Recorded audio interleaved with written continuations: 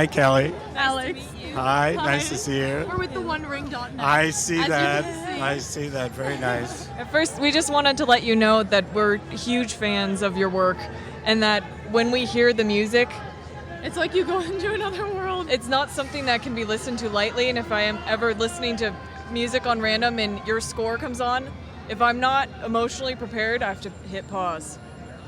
Thank you so much. That's Yeah. very kind. No, it's changed our lives for the better in so many ways. Like, Thank honestly, you. that music is like a core in me. Like, since I was like 10 when Lord of the Rings came out, and so it's just, Right. it's amazing. Yeah. I tried to be as truthful and right from my heart as much as I was feeling about the story. So I've been a fan of the books for many years. So I felt strongly as you did about telling the story, putting it on the screen with as much heart as I could. And you did it just so much justice, you know? Well, that was what we were hoping. Absolutely. You would say, yeah. Hobbit and Lord of the Rings. Yeah, we were hoping for that. So, what was it like to compose different themes for the different races? Well, it's been interesting. I mean, in Doug Adams' book, there's over 100 themes and leitmotifs. It's a pretty complex tapestry that Tolkien created. I was trying to create an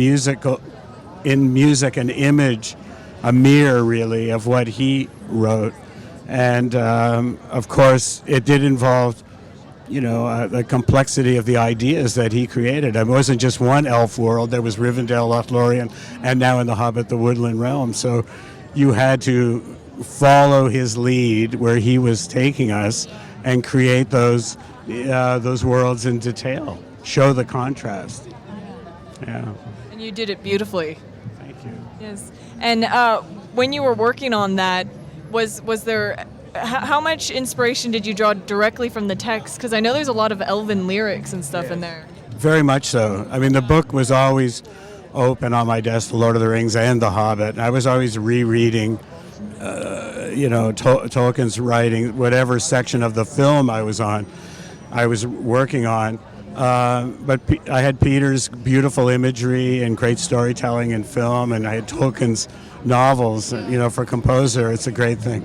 Was it the kind of thing where you would be like reading an elf song or something like that, and you would a piece of music would just kind of come to you? Yeah, I just absorbed the world. I did a lot of research before Lord of the Rings to prepare myself to write for it, and I was constantly a student of how Tolkien's what influenced him to write it, and also what influence the books had, both The Hobbit and The Lord of the Rings, when they were published, and how they changed culture. So I was really interested in that, and I spent a lot of time in the world before The Hobbit and the world after Lord of the Rings. So by that, do you mean that you looked at some of the mythologies that he studied in those cultures and in their music? Yes, I'm trying to understand as much as I can about the whole everything that might have affected him, and so I could understand it intellectually and then write something that was emotional. Music to me is a very emotional language, so I wanted to be able to understand it intellectually and then put it all away and then ask myself, well, how do you feel about that? What can you say about that, and what's truthful? So that's how I approached it.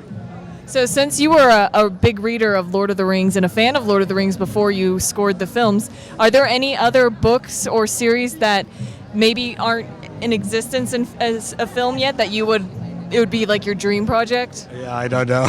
I can't really say.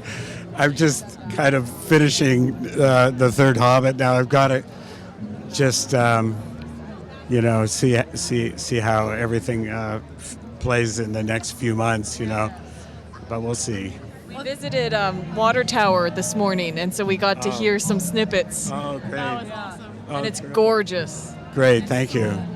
Thank you. Was it ever a plan to have, for Lord of the Rings, like in the credits, to have all like female voices, and then in The Hobbit, have it be male singers? Yes, Peter thought that was a good approach to it.